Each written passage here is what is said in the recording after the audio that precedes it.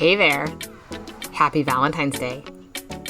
I am unashamedly showing you hot pink hearts today in this sexy little soap scented with a Victoria's Secret Bombshell Dupe.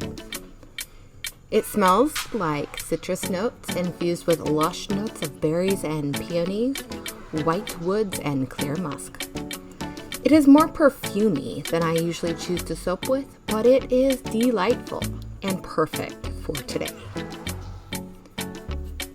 We all know that this particular store that sells the real perfume is all about the frills and the hot pink, black and white, so it's only fitting that this soap reflects that. Today, I am doing a black base with a mica drizzle swirl using tickled pink neon colorant from Mad Micas.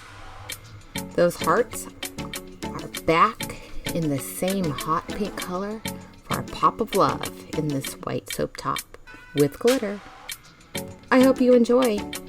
Kisses.